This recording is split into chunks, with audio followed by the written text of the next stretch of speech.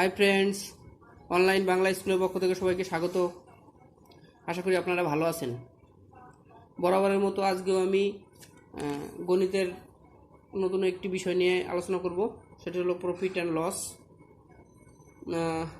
আমরা এখানে দুইটি অঙ্ক লিখেছি। আমি আজকে একটা শর্টকাট ফর্মুলা অ্যাপ্লাই করব, যার উপর নির্ভর করে এই ধরনের অঙ্ক আসলে আমরা ইজিলি করতে পারবো। এটা শর্টকাট নিয়ম। যদি বর্ণনামূলক কোনো থাকে, পরীক্ষা অঙ্ক আসে, তাহলে এই অঙ্কগুলো আপনার ধাপে ধাপে করতে হবে, যেভাবে আসলে করতে হয়। আর আমি এখন দেখাবো শর্টকাট নিয়ম, যাতে পরীক্ষার হলে আপনি 5 থেকে 10 সেকেন্ডের ভিতরে আপনি অঙ্কটা অ্যান্সার বের করতে পারেন। তাহলে চলুন। আর একটা বিষয় বন্ধুরা, আমার চ্যানেলে যারা নতুন তারা সাবস্ক্রাইব করবেন, আর যারা অলরেডি সাবস্ক্রাইব করেছেন তাদেরকে অসংখ্য ধন্যবাদ। ঠিক আছে, তাহলে চলুন আমরা অঙ্ক কীভাবে করব দেখি। আমাদের দেখুন, অঙ্কটা দেখুন। একটি দ্রব্য 380 টাকায় বিক্রয় করলে 20 টাকা ক্ষতি হলো বা ক্ষতি হয়। ক্ষতি শতকরা হার কত? দেখুন, ছোট্ট একটা অঙ্ক, 22তম বিসিএস এসছে। দেখুন, আরেকটা অঙ্ক লিখেছি আমি। একটি দ্রব্য 80 টাকায় বিক্রয় করলে 20 টাকা ক্ষতি হয়। শতকরা ক্ষতির হার কত? শতকরা ক্ষতি কত? দেখেন, নির্বাচন কমিশন 1995, আরও অনেকগুলো পরীক্ষা এসছে, আমি এতগুলো লিখিনি।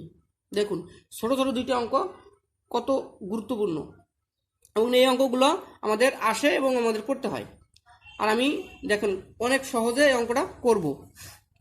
দেখুন, এখানে দেওয়া আছে আমরা দ্রব্যটি ক্রয় বিক্রয় মূল্য এখানে আছে। দেখুন, এত টাকা বিক্রয় করে বিক্রয় মূল্য আছে, আর এখানে আছে কি ক্ষতি। ক্রয় মূল্যটা নাই, ক্রয় মূল্যটা অবশ্যই বের করতে পারবো, যেহেতু বিক্রয় মূল্য আছে এবং ক্ষতি আছে। তাহলে ক্ষতি এবং বিক্রয় মূল্য যদি আমি যোগ করি, তাহলে আমি ক্রয় মূল্য পেয়ে যাবো। এখন হার বের করব।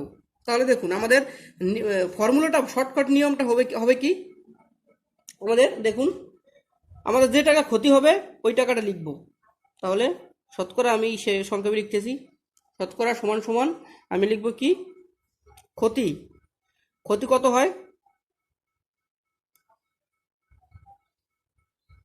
ক্ষতি যেটা হবে আমি ওইটাই লিখবো, হ্যাঁ, গুণ 100, যেহেতু শতকরায় চেয়েছে। এখন আমি ক্রয় মূল্য তো জানি না, ক্রয় মূল্য, তাহলে আমি ক্ষতি এবং বিক্রয় মূল্য যদি আমি যোগ করি, তাহলে আমি পাচ্ছি, ক্ষতি পেয়ে যাচ্ছি। তাহলে কত? দুটো যোগ করলে কত হয়? 400।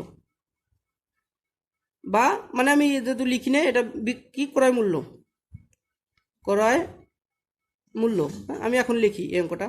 তাহলে ক্ষতি সমান এখন কত আছে? 20 গুণ আছে কত? 100। আর ক্রয় মূল্য আমরা কি পেলাম? 400। 0 0 কাটা 5, 4 20-এর ভিতর 5 বার যায়। দেখুন, উত্তর গ। কত সহজে করে ফেললাম। হ্যাঁ, তাহলে আমাদের কি, এই অঙ্কগুলোতে সাধারণত বিক্রয় মূল্য দেওয়া থাকে এবং কি পরিমাণ ক্ষতি হয়েছে বা লাভ হয়েছে এটা দেওয়া থাকে। যেহেতু আমাদের এখানে বিক্রয় মূল্য আছে এবং ক্ষতি আছে, এই দুটো যোগ করে আমি পেয়েছি। কি পেয়েছি? আমি ক্রয় মূল্য পেয়েছি। তাহলে অবশ্যই আমি অঙ্কটা করে ফেলতে পারবো। তাহলে আমি ক্ষতি গুণ 100 ভাগ ক্রয় মূল্য। দেখুন, একটা এই পরের অঙ্কটা দেখুন, এখানেও সেম। দেখুন, এখানে আমার ক্রয় মূল্য দেওয়া নেই অঙ্কে, কিন্তু ক্রয় মূল্যটা এখান থেকে আমি পাবো, যেহেতু বিক্রয় মূল্য দেওয়া আছে 80 টাকা। বিক্রয় মূল্য দেওয়া আছে 80 টাকা, দেখুন, আর ক্ষতি হয়েছে 20 টাকা। তাহলে আমি এই দুটো যোগ করলে আমি পেয়ে যাবো, ক্রয় মূল্য পেয়ে যাবো। ক্রয় মূল্য সেহেতু পেয়ে যাবো, তাহলে এটা যোগ করবো, ক্রয় মূল্য আমি পেয়ে যাবো। তার আগে আমি কি লিখবো? যেহেতু ক্ষতি হবে, আমি আগে লিখবো কি, 20 গুণ 100, এটা নিয়ম বা ফর্মুলা। 100 গুণ 20। এবার ক্ষতি কত, ক্রয় মূল্য কত হলো? 80 টাকা, এবং 20 টাকা যদি যোগ করি কত হয়? 100 টাকা। 100 কাটা যাবে, থাকতেছে কত? 20। উত্তর কত? গ। শতকরা ক্ষতি হবে 20%। দেখুন, কত সহজ অঙ্কটা করে ফেললাম, কত সহজে আমি অঙ্ক করে ফেললাম। তাহলে আমাদের এখানে কি অঙ্কগুলোতে সাধারণত দেওয়া থাকবে কি, অবশ্যই বিক্রয় মূল্য দেওয়া থাকবে এবং লাভ বা ক্ষতি দেওয়া থাকবে।